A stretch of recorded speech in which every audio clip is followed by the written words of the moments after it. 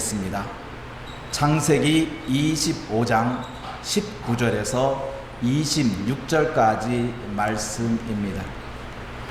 아브라함의 아들 이삭의 족보는 이러하니라. 아브라함이 이삭을 낳았고 이삭은 40세에 리브가를 맞이하여 아내를 삼았으니 리브가는 밧단 아람의 아람 족속 중 부두엘의 딸이요 아람 족속 중 라반의 누이였더라.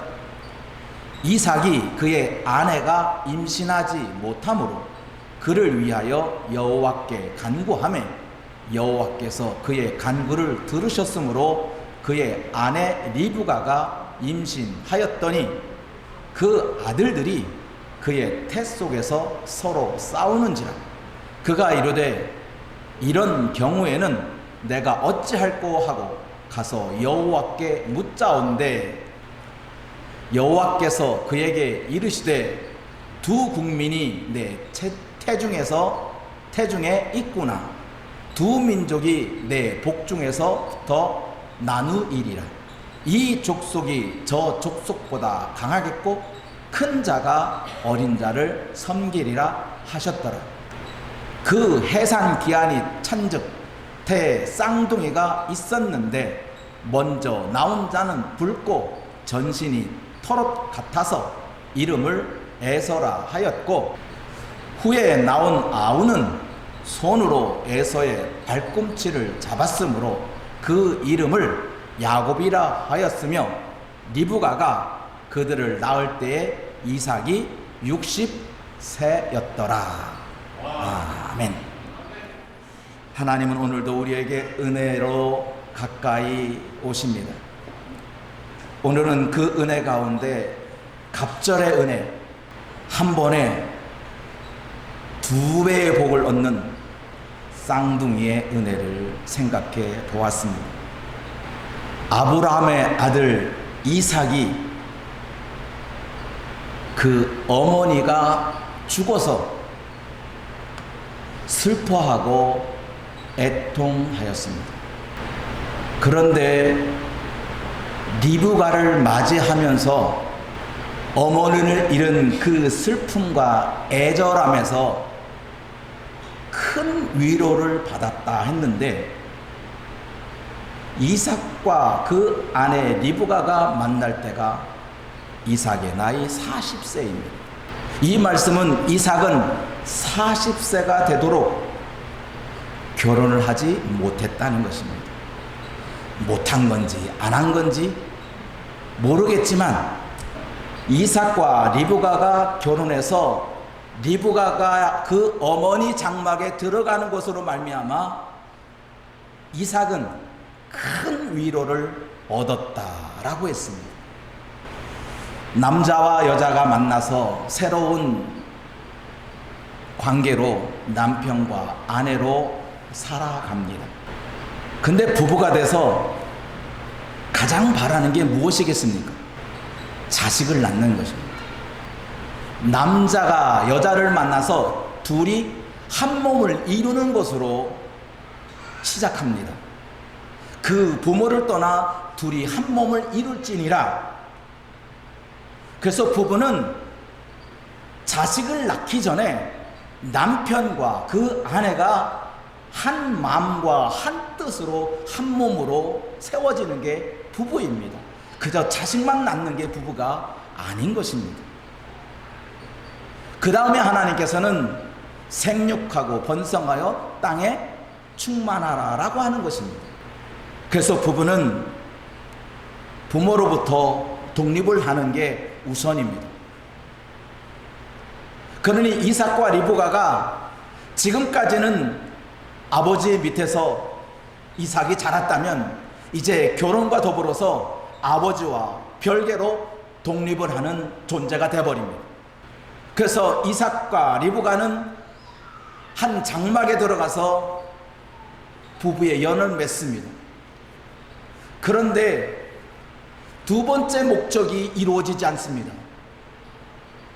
생육하고 번성하여 땅에 충만하려면 임신의 단계가 들어가야 되는데 어찌된 일인지 임신이 되지 않는 거예요. 그래서 오늘 21절에 뭐라고 말씀하시느냐, 함께 화면을 보면서 함께 읽겠습니다. 시작. 이삭이 그의 아내가 임신하지 못함으로 그를 위하여 여호와께 간구하매 여호와께서 그의 간구를 들으셨으므로 그의 아내 리브가가 임신하였더니, 그의 아내가 임신하지 못하였습니다. 불임이 된 겁니다. 이 이삭의 아버지 아브라함도 똑같은 일을 당했습니다. 아브라함도 그 아내 사라와 부부가 됐는데 역시 사라가 잉태치 못하였습니다. 아버지도 그런 경험을 갖고 있고 그 아들 이삭도 아버지와 똑같은 문제에 봉착했습니다. 근데 그 아버지 아브라함은 그 아내 사라가 임신하지 못한 것을 하나님의 뜻이라고 생각했습니다. 나중에 하나님이 내게 잉태하지 못하는 것을 가지고 한탄했을 때 아브라함은 그 아내를 위로해 주기를 뭐라고 위로했냐? 당신이 최고야. 자식 없어도 나는 괜찮아 하면서 아브라함은 그 아내 사라를 사랑했습니다. 그때 그 문제를 해결한 사람이 바로 어머니 사라입니다. 사라가 자기가 임신하지 못하자, 잉태하지 못하자 방법을 찾아냈습니다. 자기의 종을 아브라함에게 주어서 그 종이 자식을 낳게 하는 겁니다. 이삭의 어머니는 그런 방법으로 자기가 잉태하지 못한 것을 해결했습니다. 근데 이삭은 어떻게 해결했다고 했냐면은 오늘 21절 시작. 이삭이 그 아내가 임신하지 못하였다. 불임이 됐습니다. 그렇더니 이삭의 한 행동은 뭐죠? 여호와께 기도했다는 겁니다. 어머니가 썼던 방법이 아니라, 아버지가 썼던 방법이 아니라 자기는 하나님 앞에 기도하는 방법을 썼습니다. 그랬더니 여호와께서 이삭의 간구, 간절히 기도하는 그 간구의 소리를 들으시고 그 아내 리브가가 임신하였더라 했습니다. 그래서 기도는 문제를 푸는 키입니다. 열쇠가 되는 겁니다. 어떻게 기도해야 되느냐, 무엇을 위해서 기도해야 되느냐, 답은 이것입니다. 기도는 따라해봅시다. 필요를 구하는 것이다. 내게 필요한 것이 있느냐, 필요한 것 구하라는 거예요. 누구? 하나님 아버지께 구하라는 거예요. 그게 기도예요. 하나님은 필요를 채워주시는 하나님이에요. 온 세상은 어두웠다고 했습니다. 어둠이 제일 필요한 게 뭡니까? 빛입니다. 그리고 모든 것을 다 필요를 갖춘 다음에 제일 마지막에 지으신 것이 바로 사람입니다. 이렇게 하나님은 하나하나 필요를 채워가십니다. 그러니까 그 필요를 채워주신 하나님 앞에 구하라는 거예요. 그게 문제를 해결하는 방법이라는 거예요. 목마른 사람은 물을 달라고 구할 수 있습니다. 하지만 목이 마르지 않은 사람은 기도할 필요를 못 느껴요. 구하질 않아요. 배부른 사람은 먹을 것을 달라 하지 않습니다. 하지만 배고픈 사람은 먹을 걸 달라 그럽니다. 여러분, 오늘 아침에 혹시 아침 식사하시면서 여러분이 하나님, 오늘 아침은 나에게 먹을 양식을 주옵소서 기도하며 먹으실 분 계신가요? 하지만 자기가 나에게는 아침밥이 필요하니까 아침밥을 차려주시되 쌀밥에 오곡 들어간 밥에 나물은 무슨 나물에 국은 무슨 국에, 아마 그렇게 기도하신 분은 없었을 거예요. 그저 주신 것에 대해서 오늘 아침도 이렇게 만나는 것 먹게 해주셔서 감사합니다 라고 하는 거죠. 왜? 아침 반찬을 구할 필요성을 못 느끼는 거예요. 여러분들이 만일에 아침에 간절히 나는 오늘 아침에는 빵을 먹을 거야, 빵을 먹고 싶어, 그런 필요성이 있다면 먼저 하나님 앞에 기도하기 전에 누구에게 말할까요? 남편에게 말합니다. 여보, 나 오늘 아침은 빵 먹고 싶으니까 빵 좀 사다 줘. 그러면 그 남편이 아마 여러분 같은 남편이라면 아마 사다 주고도 남을 거예요. 기도는 필요한 사람이 하는 거예요. 필요한 사람이 구하는 거지, 필요하지 않은 사람은 구하는 것도 없어요. 그러니까 우리에게 문제가 있다는 것은, 내게 필요한 것이 있다는 것은 내가 기도할 때가 되었다는 거예요. 필요를 느낀다고 하는 것은 지금 하나님께서 내게 기도하라고 하시는 신호를 보내는 거예요. 마찬가지예요. 여러분들이 막 요즘 많이 더우니까 바깥에 나가면 땀을 펄펄 흘리고, 그러면서 땀을 흘릴 때 무슨 생각이 납니까? 시원한 물 좀 먹었으면 좋겠다. 그런 생각이 들 때 자기 집에도 없고 자기 중에는 돈도 없어. 그런데 목은 말라 죽겠어. 그때 하는 게 뭐겠어요? 하나님, 내게 물 좀 주세요 라고 하는 거예요. 그런데 내게, 내 주머니에 돈도 있어, 우리 집에 시원한 냉장고에 물도 있어. 그럼 하나님께 기도해 안 해요?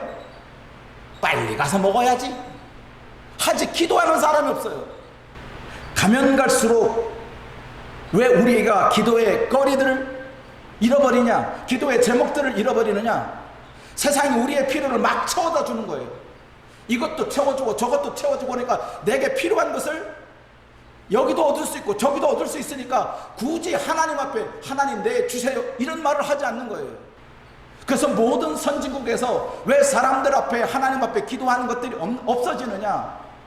그것은 필요를 자기 스스로 공급하기 때문에 그래요. 그런데 문제가 있어요. 자기가 해결할 수 있는 능력이 있다면 해결할 건데, 문제는 자기가 해결할 수 없는 문제야. 자기가 해결할 수 없는 문제인데도 불구하고 기도하지 않는다면 그것은 큰 더 문제예요. 자기가 해결할 능력이 있어도 기도하지 않는 것은 자기의 능력이니까 이해할 수 있지만, 문제가 분명히 존재하고 그 문제를 분명히 자기가 해결할 수 없는 능력인데 그걸 해결할 수 없는 문제라는 걸 알고 있음에도 불구하고 기도하지 않는다. 그것은 하나님을 믿는 자라고 말하기가 어려워요. 하나님을 믿는 자라면 내가 할 수 없는 그것을 하나님 앞에 구하는 거예요. 하나님, 내게 필요합니다. 하나님, 내가 너무나 배가 아픕니다. 그런데 내 배를 해결할 수 있는 것은 의사가 아닙니다. 하나님, 의사는 이미 손들었어요. 나는 당신의 병을 치료할 수 없습니다. 그럴 때 하나님을 찾는 거예요. 하나님, 내가 하나님 앞에 구합니다. 의사들도 약도 없다고 하는데 하나님은 할 수 있지 않습니까? 그때 하나님 앞에 기도한 거예요. 간절히 기도하는 거예요. 우리 하나님은 그런 하나님이에요. 여러분들에게 필요한 것을 채워주신 하나님을 그렇게 믿고 여러분 앞에 필요한 것이 있다면 하나님께 기도하시기 바랍니다. 기도하세요. 할 수 없는 그것을 하시는 분이 하나님이에요.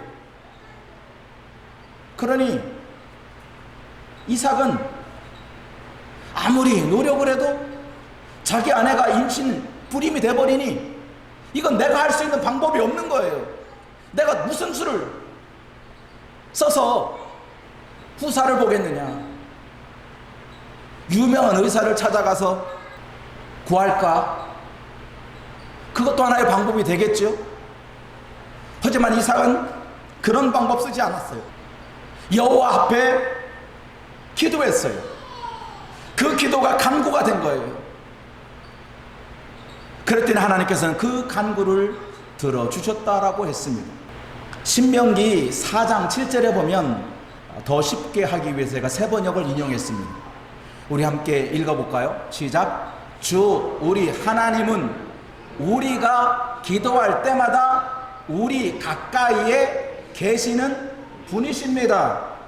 이와 같은 하나님을 모신 위대한 민족이 어디에 또 있겠습니까?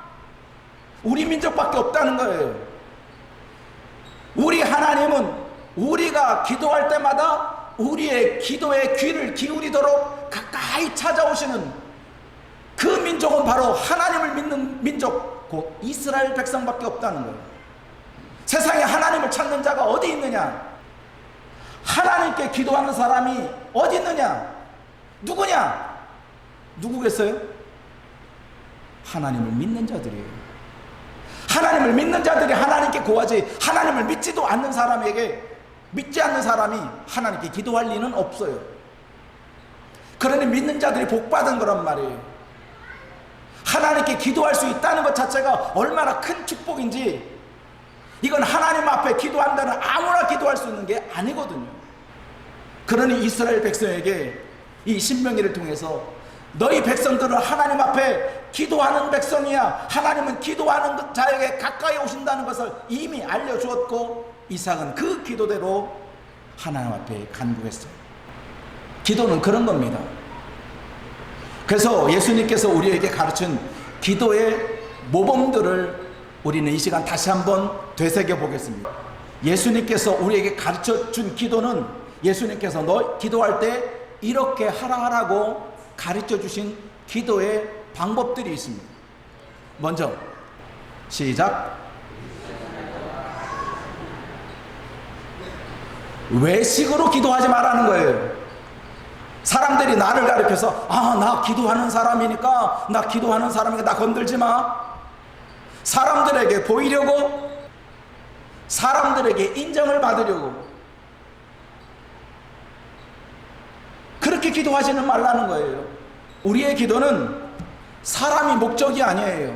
사람들에게 잘 보이려고, 내가 이런 문제 있으면 이웃이 나를 어떻게 생각할까.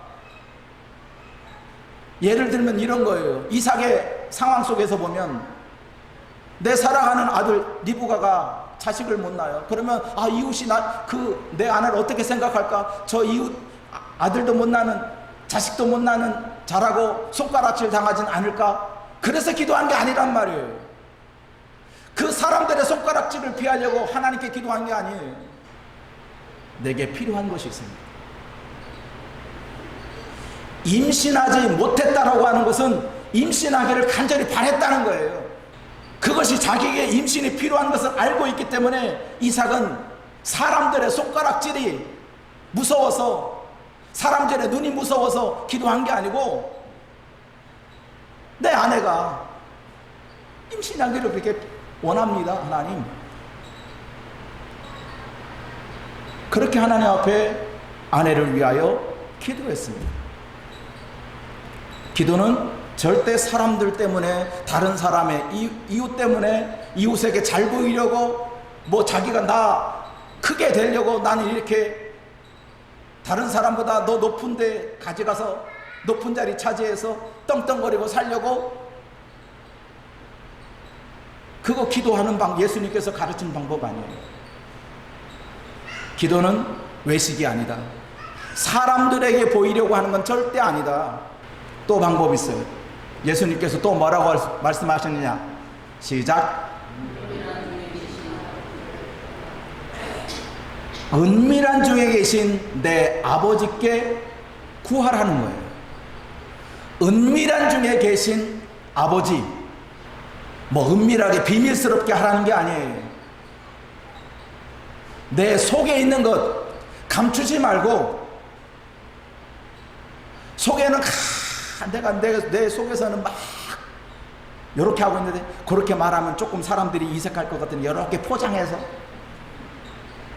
하나님, 내가 부자로 사는 것이 내가 잘 되려고 하는 게 아니라, 믿는 사람인 내가 사람들에게 못 살면 그 덕이 안 되잖아요. 그러니까 하나님, 나 부자 되게. 이게 은밀한 거예요? 포장을 하는 거지. 자기 속은 뭐예요? 나 부자 돼서 떵떵거리고 살고 싶다는 속셈이잖아. 근데 그걸 근사하게 포장을 해서 하나님 앞에 포장을 해서 자기 속에 음침한 생각은 사람들에게 안 보일 그런 은밀한 중에 계신 하나님, 너의 속을 알고 있는 하나님이다. 너의 속을 알고 있는데 그 속으로 기도해야지 왜 그걸 포장을 하느냐. 포장하지 마라. 여러분도 하나님과 기도할 때 진솔하게 고백하세요. 진솔하게 고백하세요. 그리고 진솔하게 기도하세요. 그게 예수님께서 우리에게 가르친 방법이에요. 언어 구사를 잘하건 그게 목적이 아니거든요. 국어어법이 틀려도 가나다라가 안 맞아도 너의 진실함, 너의 깊은 속, 그 마음 깊은 곳에서 우러나는 것은 하나님 앞에 기도하라. 근데 그 하나님이 누구다? 아버지다는 거예요. 아버지다고 하는 거예요. 우리는 종종 우리 믿는 사람들이 조롱할 때 너는 아버지 둘이잖아. 누가 진짜 아버지냐? 하면서 우리 믿는 사람을 조롱하잖아요. 육신의 아버지가 있고 하나님 아버지를 또 아버지라 그러니까 사람들은 이상하게 생각을 하는 거예요. 하나님은 우리를 아버지라 부르기를 원하세요. 그게 성령이에요. 성령은 하나님을 아빠, 아버지라 부르게 한다는 거예요. 그러니까 성령이 하시는 일 가운데 하나님을 아버지라 부를 수 있게 하시기를 원하는 거예요. 그게 성령이 하는 일이거든요.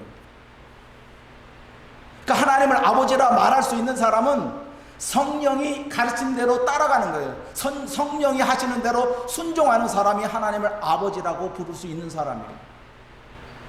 하나님은 무슨 체면을 갖고 하나님 앞에 나갈 게 아니에요.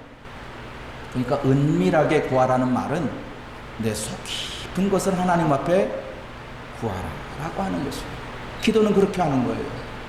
그리고 또 하나, 하나님은 구하기 전에 너희에게 있어야 할 것을 알고 계신 하나님이지, 하나님 모르잖아요. 하나님 내 소리 안 들리세요? 막 고함을 질러야만 하나님 이제 아셨죠?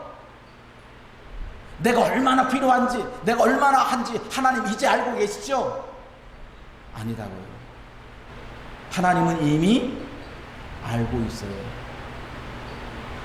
그러니까 진솔하게 너의 속에 있는 모든 것을 내어놓으라고 하는 거예요.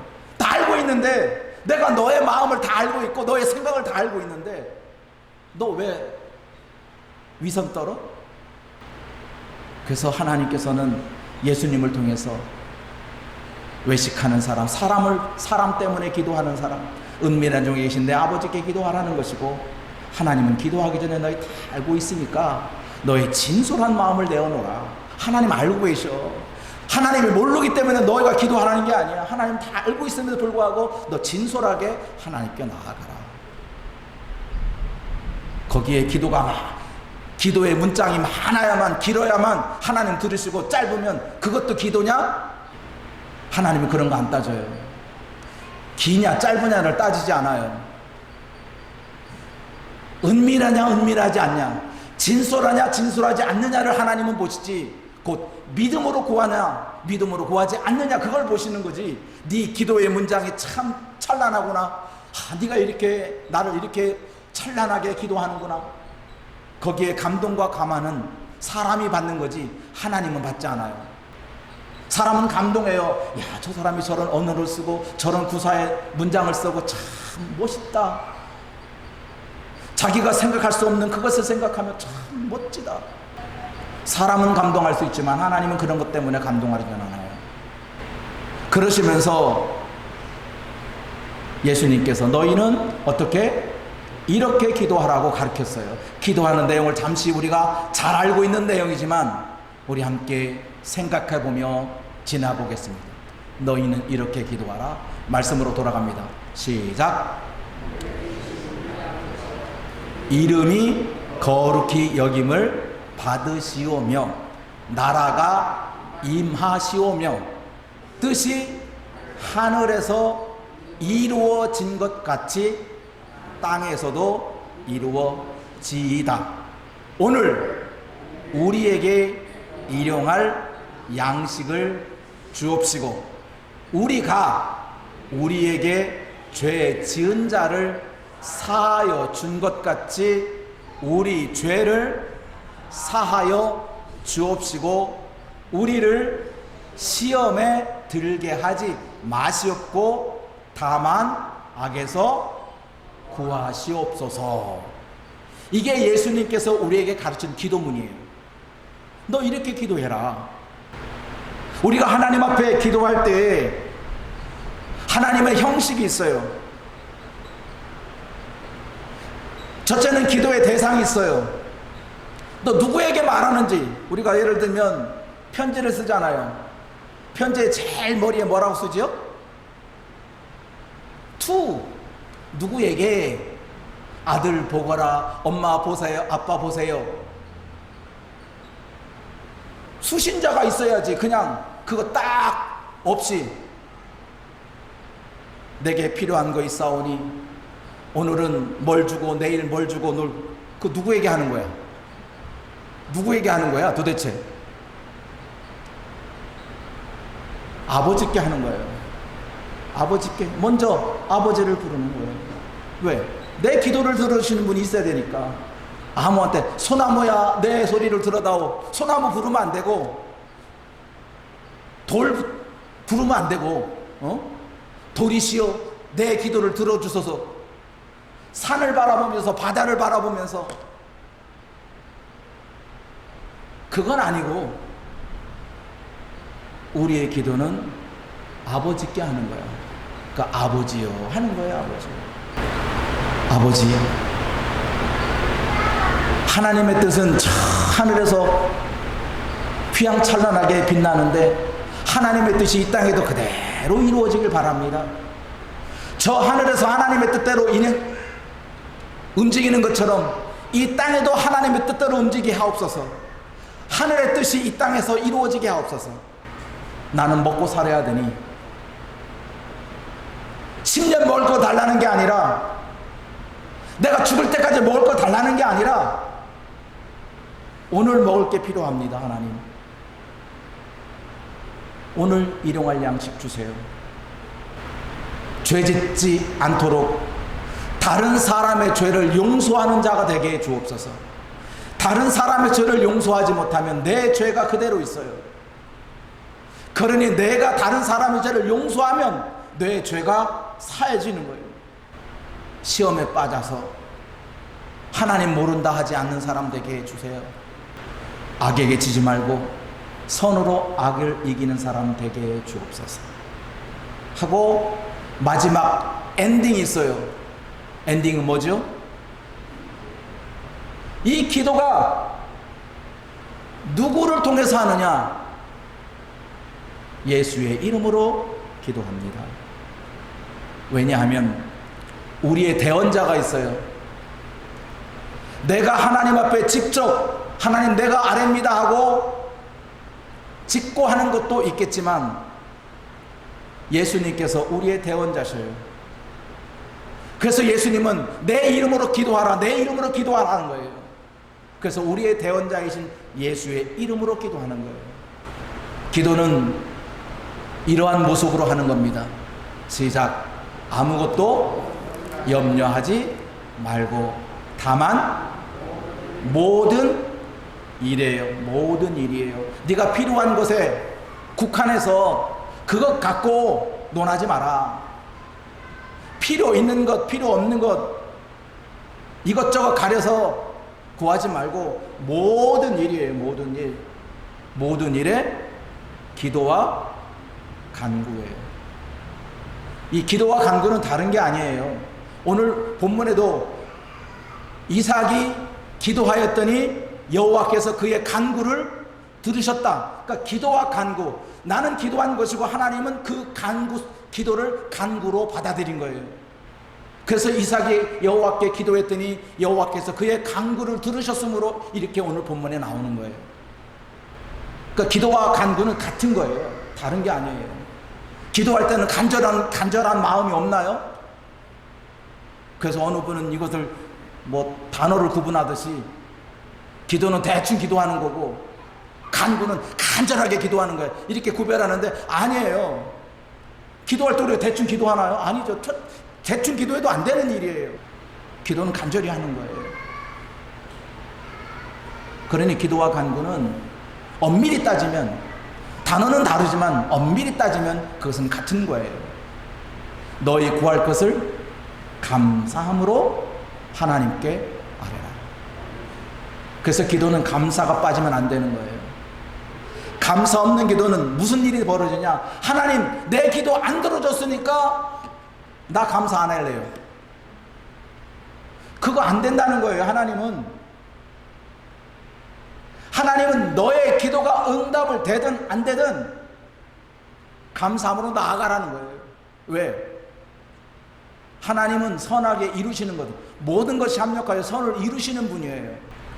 이삭의 간구의 결과가 어떻게 됐죠? 지금 쌍둥이를 낳는 과정을 보세요. 보통 쌍둥이는 첫째 나오고 그 다음에 1초 후에 나오든 2시간 후에 나오든 3시간 후에 나오든 이렇게 간격을 두고 나오는데, 이상하리만큼 어떻게 나왔어요? 한 번에 쫙 나왔어. 끊어짐이 없어.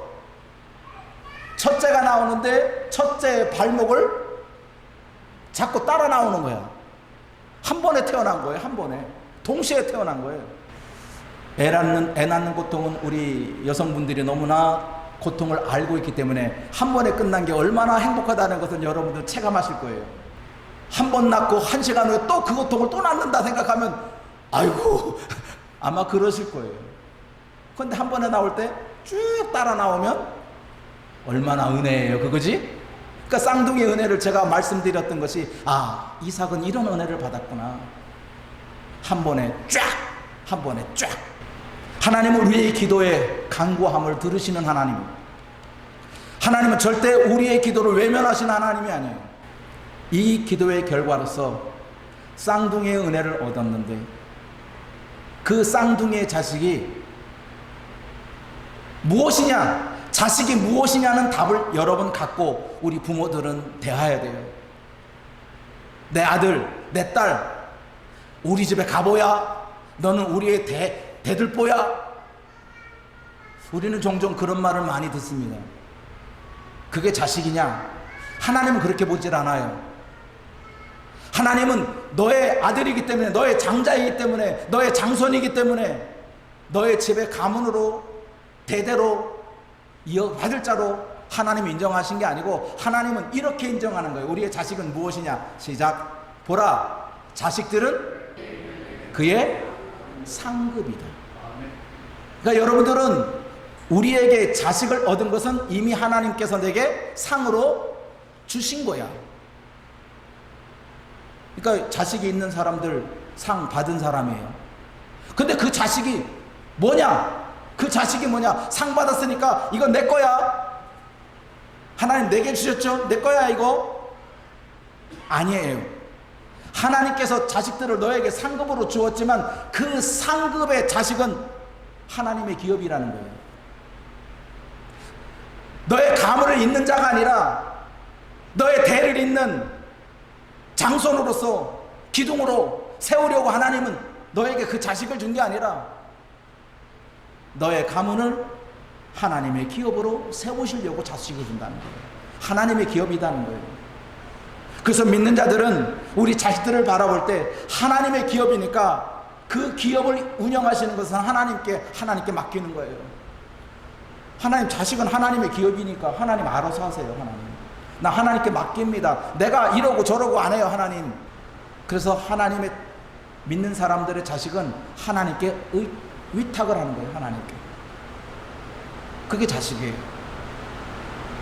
그러니까 부모들은 하나님께 맡긴 자들에게 하나님께 구하는 축복을 얻은 것처럼, 여러분, 우리 믿는 사람들은 항상 무엇을 하든지 하나님께 구하면서, 기도하면서, 간구하면서 살아가는 우리 모두가 되길 간절히 축복합니다. 그러면 하나님은 우리의 필요를 넉넉하게 채워주십니다. 지금 이삭이 기도할 때 한 번에 쌍둥이를 주었듯이 하나님은 갑절로 주시는 거예요. 네가 구한 것은 자식 하나지만 나는 자식 둘을 준 거야. 하나님은 이 곱빼기를 주는 거예요. 하나님은. 그래서 하나님은 내게 구한 것을 더 넘치고 넘쳐 차고 흔들어 넘치도록 하나님은 주시는 하나님이에요. 그 하나님 앞에 믿음으로 구하고 감사함으로 받으시기를 간절히 축원합니다. 기도합니다.